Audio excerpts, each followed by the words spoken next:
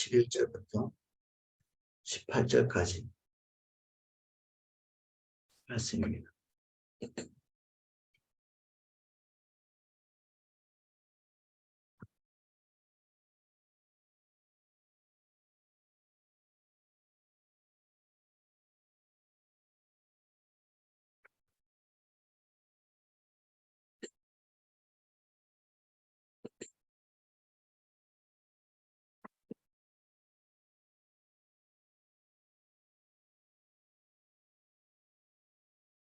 자, 내용을 읽어보겠습니다.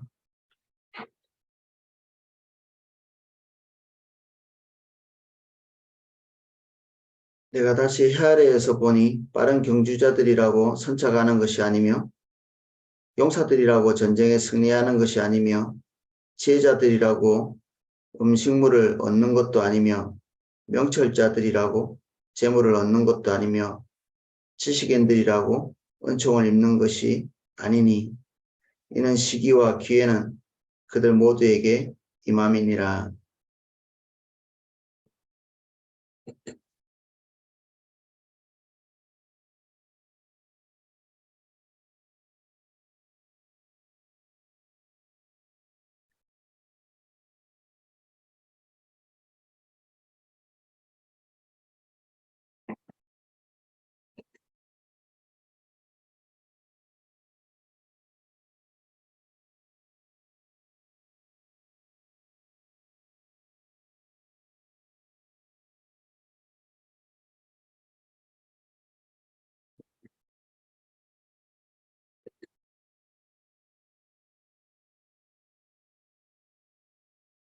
분명히 사람은 자기의 시기도 알지 못하나니 물고기들이 재난의 그물에 걸리고 새들이 올무에 걸림같이 인생들도 재앙의 날이 그들에게 호련히 임하면 거기 걸리느니라. 내가 또 해 아래에서 지혜를 보고 내가 크게 여긴 것이 이러하니 곧 작고 인구가 많지 아니한 어떤 성읍에 큰 왕이 와서 그것을 에워싸고 큰 흉벽을 쌓고 치고자 할 때에 그 성읍 가운데에 가난한 지혜자가 있어서 그의 지혜로 그 성읍을 건진 그것이라. 그러나 그 가난한 자를 기억하는 사람이 없었도다. 그러므로 내가 이르기를 지혜가 힘보다 나으나 가난한 자의 지혜가 멸시를 받고 그의 말들을 사람들이 듣지 아니한다 하였노라. 조용히 들리는 지혜자의 말들이 우매한 자들을 다스리는 자의 호령보다 나으니라.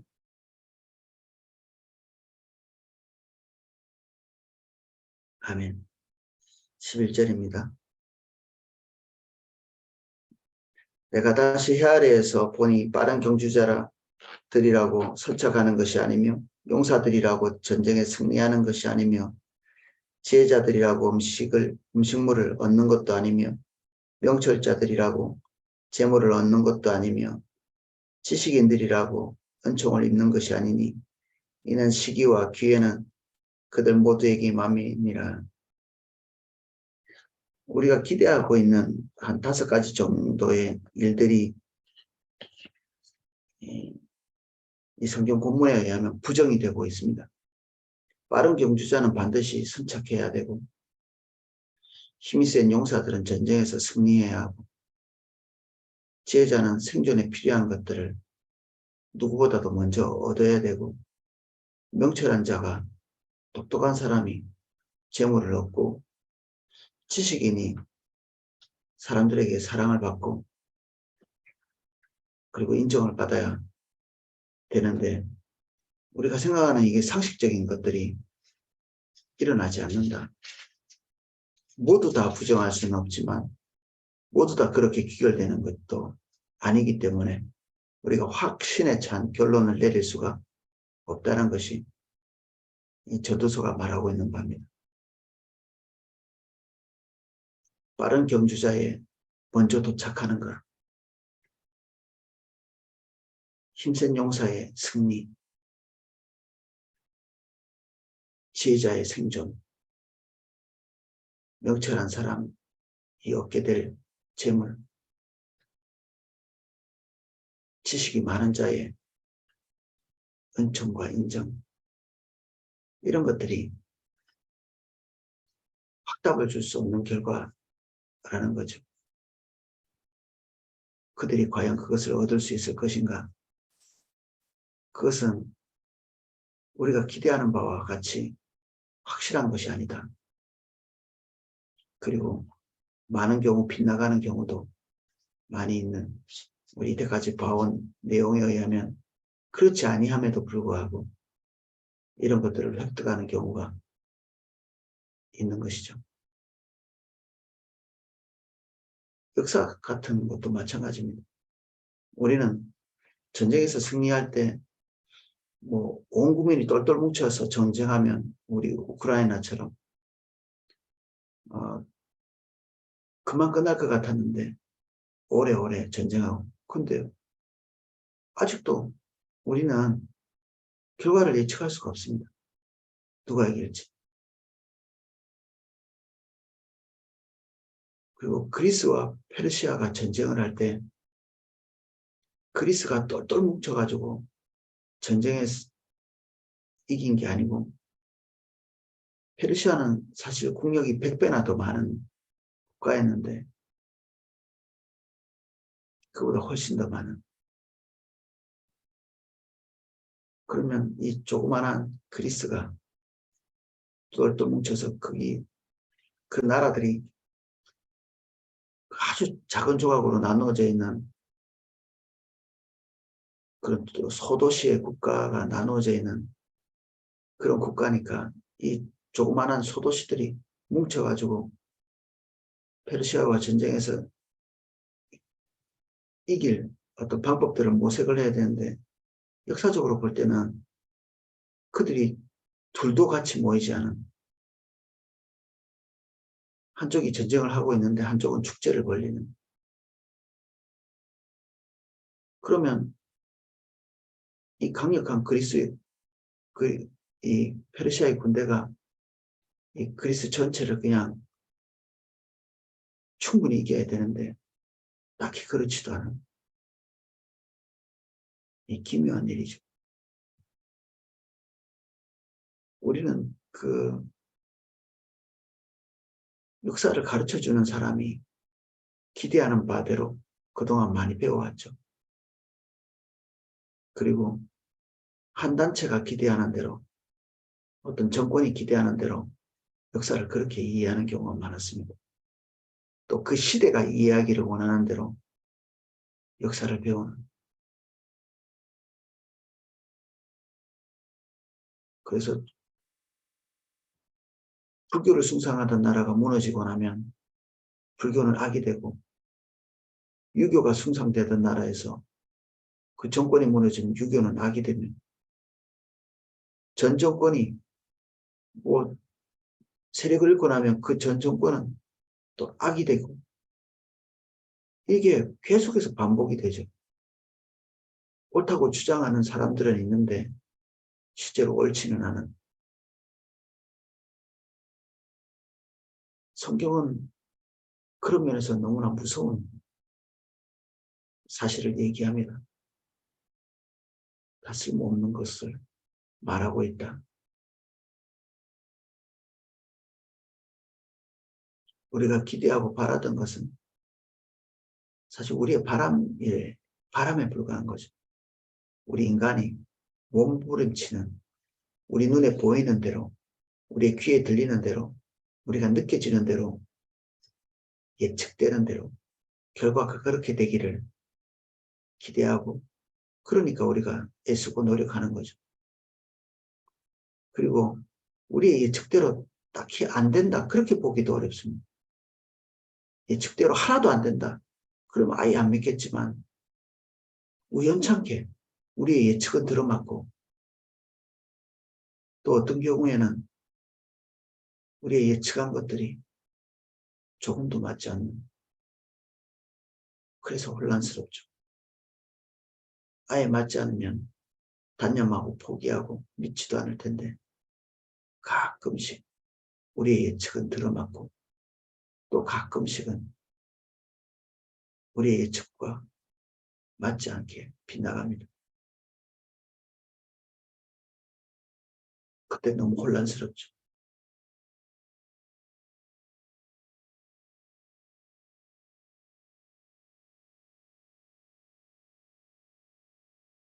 십이 절 우리가 혼란을 겪고 있는 그 일이 왜 일어나는가? 분명히 사람은 자기의 시기도 알지 못하나니 물고기들이 재난의 그물에 걸리고 새들이 올무에 걸린 같이 인생도 재앙의 날이 그에게 호련히 임하면 거기에 걸리느니라. 여기에 사람이 자기의 시기도 알지 못한다. 이게 자기의 시기라는 것은 궁극적으로는 죽음의 날입니다. 우리 인간이 반드시 겪게 되는 죽음, 모든 것이 끝나는 그날. 근데 딱 뭐 거기에만 한정할 수 없는 게 여기에 인생에게 주기적으로 닥치는 재앙의 날도 함께 포괄한다고도 볼 수 있습니다. 모든 재앙의 가장 상위에 있는 것이 우리의 죽음이죠. 평생을 행운아처럼 재앙에 걸리지 않고 이래 자잘한 문제 없이 살아간다 할지라도 모든 것에 가장 상위에 있는 재앙인 죽음은 누구나 피해가지 못하는 거죠. 조그마한 짜잘한 고통은 잘 피해가면서도 정작 피해야 될 어떤 근본적인 재앙은 피하지 못하는 그게 인생이다.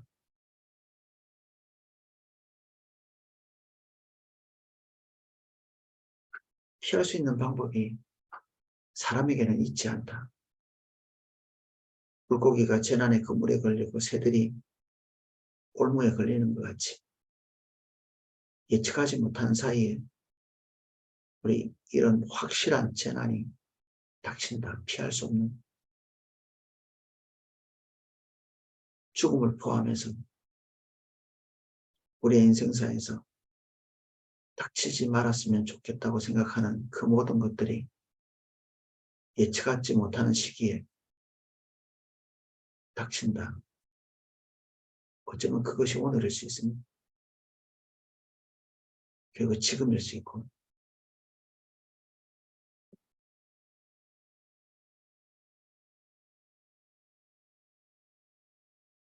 우리가 제법 잘 살고 있다고 생각되는 그런 시점이 있습니다. 그럭저럭 승리하고 있다고 생각되는 그래서 우리가 스스로 자축하는 시간 그 시간에 우리는 이미 중대한 패배의 길을 걷고 있을 가능성이 많습니다.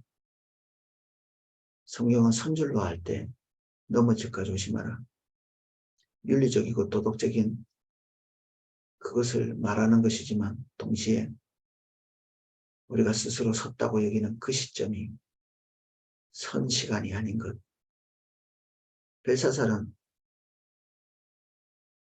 난공불락의 그 성에서 권력을 잡고 하나님의 성전에 있던 성전 기명을 가져다가 축배를 마시는 모든 사람들과 웃고 떠들면서 자기가 세상의 중심에 있는 것처럼 그럴 만한 이유가 있는 거죠. 그동안에 쌓여진 승리, 그를 위협할 만한 것들이 주변에 없는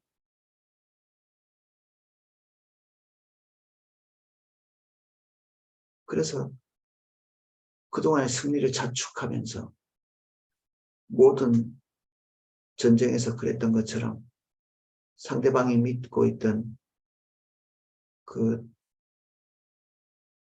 신들을 조롱하는 그래서 그들이 폐허로 만들고 멸망시켰던 이스라엘의 신도 조롱하기 위해서 성전 기명들을 가지고 와서 승리를 자축하는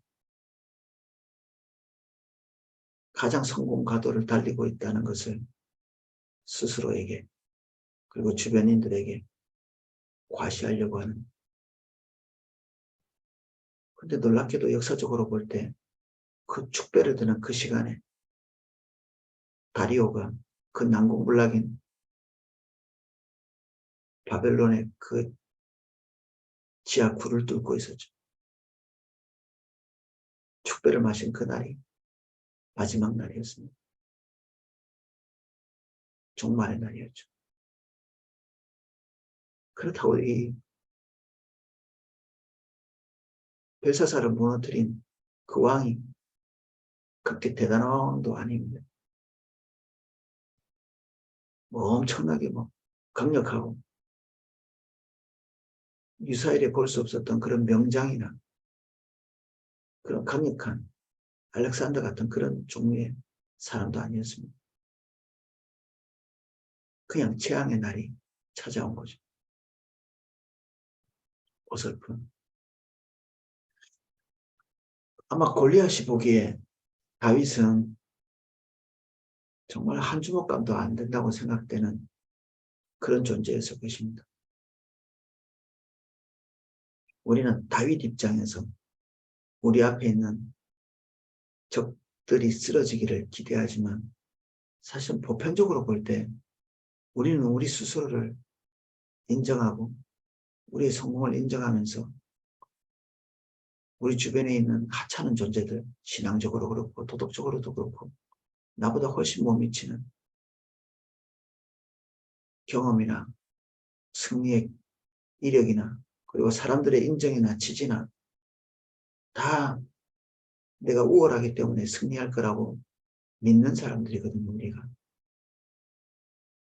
우리가 다윗이 아니고 골리앗의 생각을 가지고 있는 사람들입니다. 우리의 승리의 조건들을 항상 찾아 헤매는 내가 이렇고 이런 조건들을 그래도 가지고 있는 사람이니 승리할 거라고 오늘 예측하지 못하는 그런 환경이나 예측할 수 없는 사람으로부터 수치와 모욕과 패배를 당하게 되는 날이 있습니다. 골리앗의 생각, 자세, 태도 그것이 우리에게 고스란히 와 있거든요. 승리의 이력, 과거에 했던 승리 이런 것이 우리의 마음에 거듭거듭 되뇌어질 때 우리는 이미 자축의 때가 끝났다. 국가도 마찬가지입니다. 세계에서 제일 큰 교회들, 경제적으로 가장 정상급에 있다고 생각되는 그때, 그리고 지금 우리는 일본도 이겼어라고 말하는 그때이면 우리는 BTS 얘기하면서 세상에서 가장 훌륭한 민족인 채 하는 어쩌면 지금이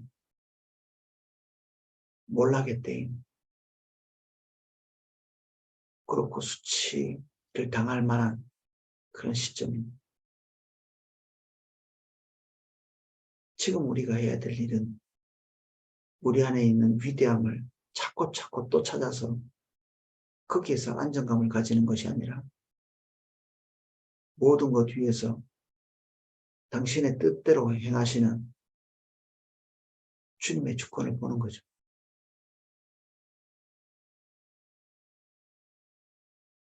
하나님의 섭리를 보는 것입니다. 모든 승리가 나 개인의 유능함이나 조건 또는 민족적으로 볼 때는 우리 민족의 우수성 그런 것 때문에 온 것이 아니라는 사실을 납득하는 겁니다. 우리가 세상에서 제일 우수한 사람이 아니듯 우리 민족도 세상에서 제일 우수한 민족도 아니고 도덕적인 민족도 아니고 이스라엘 백성들이 선민이라고 우쭐거리는 그 시점, 그 시점에 하나님께서는 거듭 말씀하십니다. 너희들이 얼마나 보잘것없는 데서부터 나왔는지 거듭 말씀하십니다. 우리가 굳이 기억해야 될 것, 우리가 처음이 첫 출발이 어디였는지를 보는 것입니다. 그리고 우리가 여기까지 오게 된 것이 우리의 탁월함이나 우리의 윤리성 때문에 여기에 온 것이 아니다는 사실을 시인하는 것.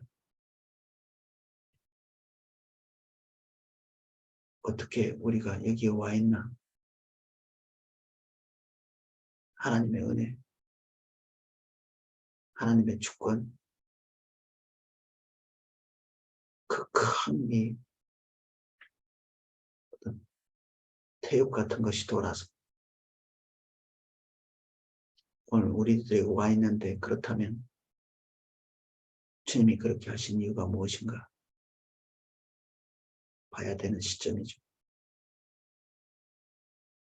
범사에 하나님께서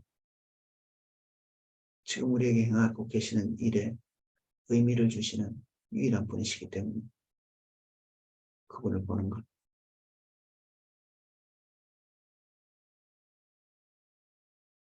그것이 올바릅니다. 내가 또 해 아래에서 지혜를 보고 내가 크게 여긴 것이 이러하니 곧 작고 인구가 많지 아니한 어떤 성읍에 큰 왕이 와서 그것을 에워싸고 큰 흉벽을 쌓고 치고자 할 때 그 성읍 가운데에 가난한 지혜자가 있어서 그의 지혜로 그 성읍을 건진 그것이라. 그러나 그 가난한 자를 기억하는 사람이 없었도다. 이 솔로몬이 보기에도 내가 크게 여긴 것이 이러하니 탐복했다는 얘기거든요. 정말 놀랍군. 이 지혜자 솔로몬이 보기에도 인정할 만한 지혜자가 있었던 거죠. 뭐 구체적으로 성경에 나와 있는 사건은 아닌 것 같습니다. 제일 비슷한 게 우리 그 세바의 반란 때 아벨이라고 하는 성을 에워싸고 요압이 전쟁을 하려고 할 때 어떤 여인이 나와서 요압에게 단판을 짓죠. 왜 우리 성읍을 멸망시키려고 하냐. 요압은 얘기합니다. 반란을 일으킨 세바만 내어주면 내가 물러가겠다. 그래서 그 여인이 그 성 안에 있는 사람들을 설득해서 세바의 목을 성 밑으로 집어던지죠. 거기에 보면 분명히 이렇게 기록되어 있습니다. 그 여인이 지혜로 사람들을 설득했다. 위기의 순간에 그 성 전체를 건진 거죠. 뭐 이 사건이 딱 그 사건은 아닙니다. 여기에서 뭐 여인이라고 안 했기 때문에. 근데 그런 비슷한 일들이 종종 벌어지는 거죠. 그럼에도 불구하고 그 시대에 여인에게 공로가 돌아가는 그런 경우는 없고, 가난한 자에게 공로가 돌아가는, 사회적 지위가 낮은 자에게 돌아가는 공로는 없죠. 나라를 구한 사람도 할 수 있으면 묻어버리려고 하는 정치인들은 그러죠. 우리 이순신 장군, 위대한 장군, 장보고 뭐 이런 사람들. 국가에 어느 정도 중대한 위대한 일을 한 사람들일수록 가장 큰 경계의 대상이 되는, 우리나라만 그런 것이 아닙니다. 전쟁에서 승리한 자들은 다 정치인들에 의해서 해고가 되거나 죽거나, 잘나고 똑똑하고 위대한 사람들 다 그 위기의 때가 지나가고 나면 사람들에게 파묻혀지는 그런 일들이 훨씬 더 많습니다. 죽고 난 다음에 이름은 남을지 모르지만 그 당대에는 대체로 그렇습니다.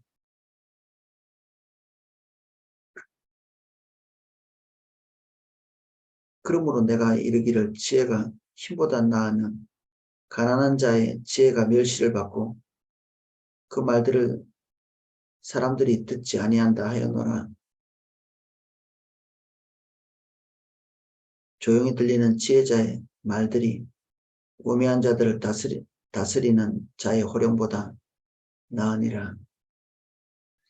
지혜자의 말은 굉장히 듣기가 불편한 상태로 오는 경우가 있습니다.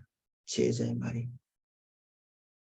소크라테스의 말도 그 당대에서 인정받고 지지한 사람도 있지만 권력 있는 사람들은 그것들을 싫어해서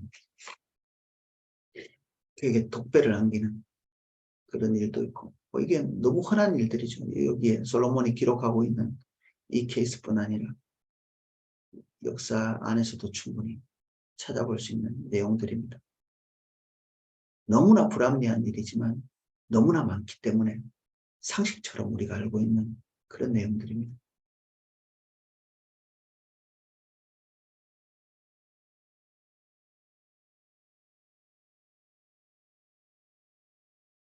여기까지 보면 이 가난한 지혜자의 것을 찬양하는 것 같이 보이고 어떤 반전이 있는 세상을 보는 것 같이 보이지만 18절은 조금 다른 생각을 하게 합니다. 지혜가 무기보다 나으니라. 이것까지가 우리가 읽었던 본문의 결론이라고 볼 수 있으나 그러나 죄인 한 사람이 많은 선을 무너지게 하느니라. 모든 사람이 위기에서 탈출해 나오는 그 시점쯤에 모든 사람이 일치단결해서 그 지혜자를 따라 어느 구원의 지점에 섰을 때 한 사람의 범죄를 통해서 전체의 선이 무너지는 이런 어처구니 없는 일들이 있는 거죠. 어처구니 없는 일들이. 우리는 아이성 누구나 다 승리할 것이라고 믿었던 그 아이성 전쟁에서 중대하게 패배하고 있는 모습을 봅니다. 한 사람 아간의 범죄 때문에 이런 일이 있습니다.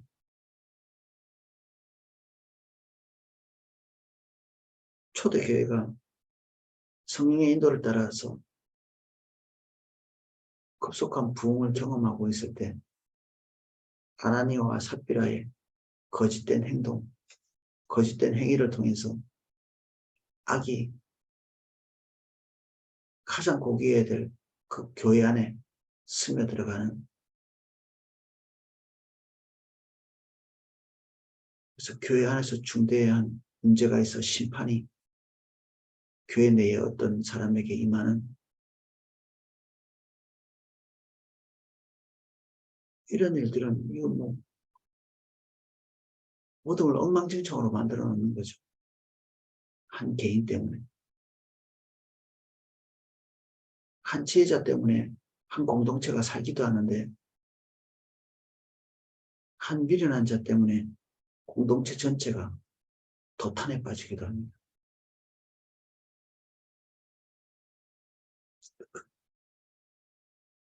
종종 우리가 뉴스에서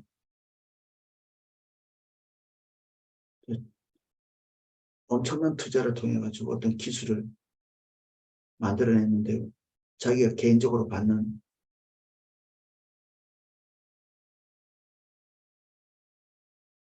어떤 재물이나 그러한 것 때문에 천문학적인 그 투자를 해서 만들어낸 그 기술을 유출하는 종종 그런 뉴스 듣죠. 나라 망하는 것이죠. 나라. 앞으로 10년 정도 국가를 먹여 살릴 만한 기술들이 한 개인이 그냥 팔아넘겨서 헛수고로 만들어 놓은,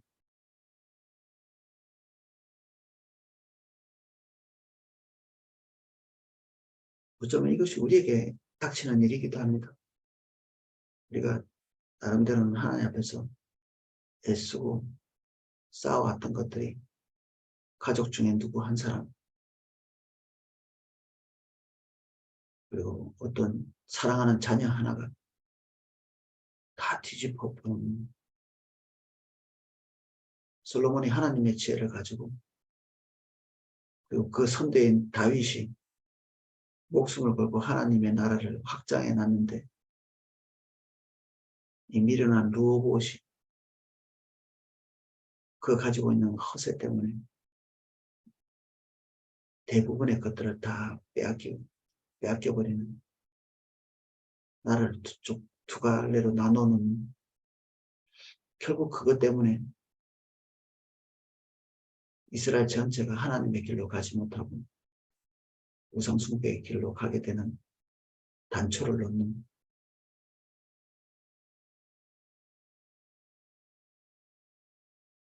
그래서 우리가 책임질 수 있는 영역들이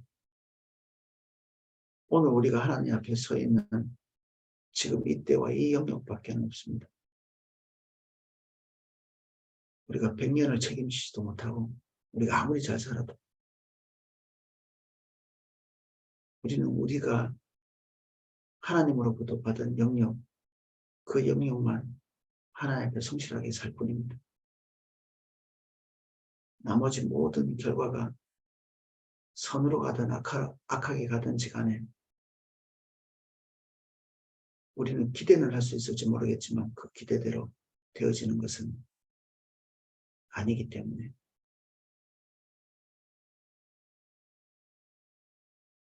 오늘도 겸손히 주님께 순종하고 교모의 결과를 받아들이고 주님 한 분으로 만족하고 자족하는 삶,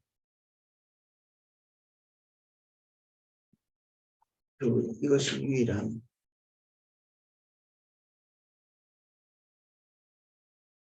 지혜의 길입니다. 우리 삶의 반전, 하나님 앞에 힘들게 살았지만 어느 날 우뚝 서게 될 것, 그런 것들도 유혹입니다. 그런 일은 마치 이렇게 복권이 걸리는 것처럼, 근데 되게 그런 거 걸렸으면 좋겠다 많이 기대합니다.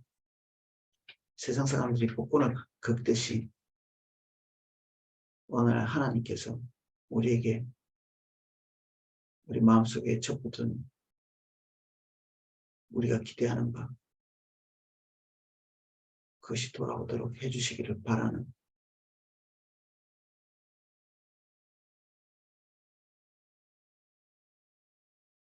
그런 것까지 내려지기 전까지는 우리의 사랑은 찌꺼기가 있는 금이고 찌꺼기가 있는 은이고 그렇습니다. 합당하지 않은 거죠. 금처럼 보이지만 현재의 가치가 없고, 또 순전한 포도주 같이 보이지만 물이 섞여 있는, 하나님의 입맛에 맞지 않는, 하나님의 기대에 미치지 못하는, 항상 그러한 모습으로 서 있게 되는, 주님이 기대하시는 것은 그런 끈달린 것들을 제하고 주님이 우리를 사랑하시는 것처럼 우리도 순전하기를 기대하십니다. 오늘은 여기까지 살펴보겠습니다. 기도하겠습니다.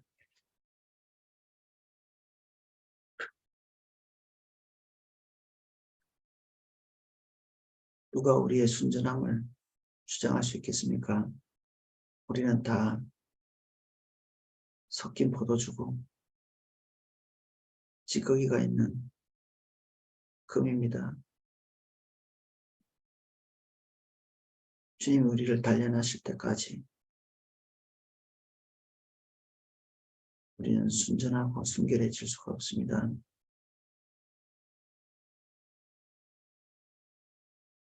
우리의 인생의 선함과 재앙을 겸하여 주시는 주님, 범사의 주님의 주권을 인정하고 우리를 낮춥니다.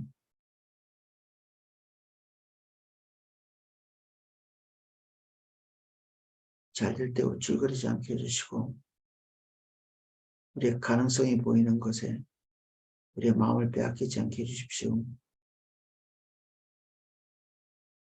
우리가 선줄로 여길 때 그때가 이미 넘어진 때입니다.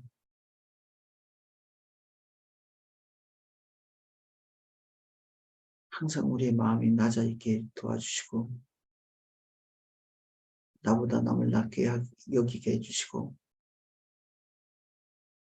주님의 크신 주권 앞에 겸손하게 해주십시오.